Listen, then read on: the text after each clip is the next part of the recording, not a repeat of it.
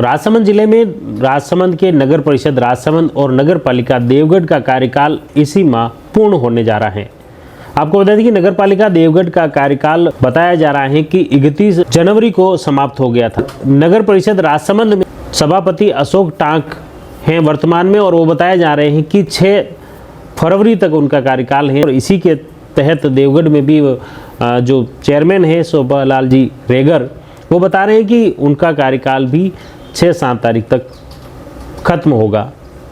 इसी को लेकर कई सारे सवाल खड़े हुए हैं, विरोध में भी लोग खड़े हुए हैं। खासतौर से नगर पालिका देवगढ़ के पक्ष और विपक्ष से जुड़े कई पार्षदगणों ने जिला कलेक्टर अरुण कुमार हसीजा को भी ज्ञापन सौंपा है।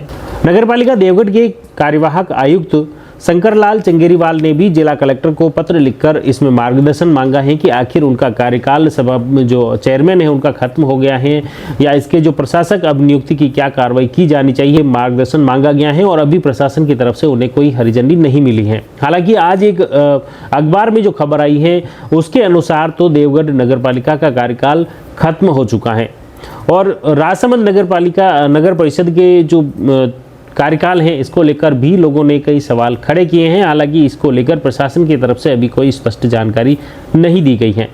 देखिए, देवगढ़ नगर पालिका से निवर्तमान पार्षद हंसराज और जो कुछ प्रतिनिधि मंडल यहाँ पर पहुंचा, जिला कलेक्टर को ज्ञापन दिया, शिकायत की और इस पूरे मामले को लेकर उन्होंने हाईकोर्ट में भी रिट याचिका दायर की है।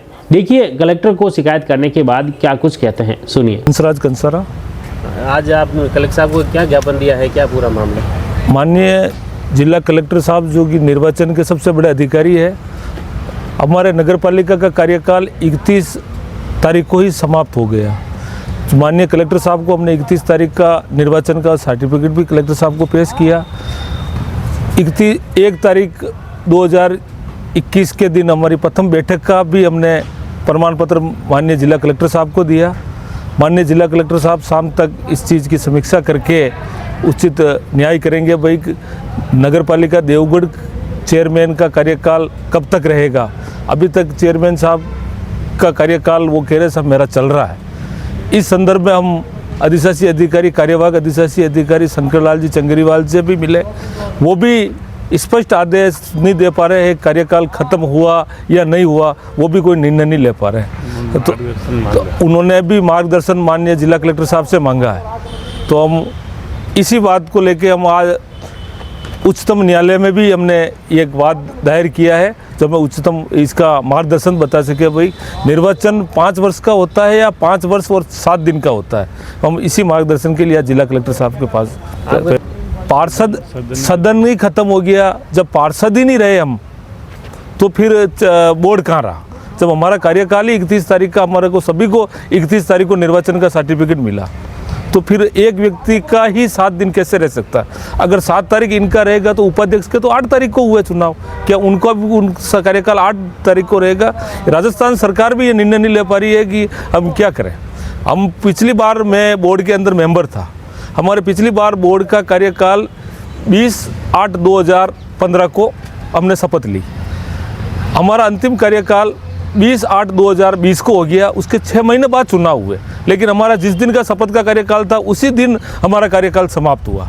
पिछली बार पार्षद हो? चौथी बार जी। उससे पहले कभी यही जिस दिन शपथ ली उसी दिन कार्यकाल समाप्त हुआ। इनको स्पष्टता भी पता नहीं है। तो ये मैंने भी पहले रह चुके हैं। हाँ, तो ये जाने सर। माननीय चेयरमैन साहब का कार्यकाल समाप्त हो गया। समाप्त होने के उपरांत भी ये 6 तारीख को उद्घाटन करने का आयोजन कर रहे हैं। जब चेयरमैन ही नहीं रहे, इनका कार्यकाल ही नहीं रहा, तो फिर उद्घाटन किस बात के? मैं आज जिला कलेक्टर साहब के पास आए।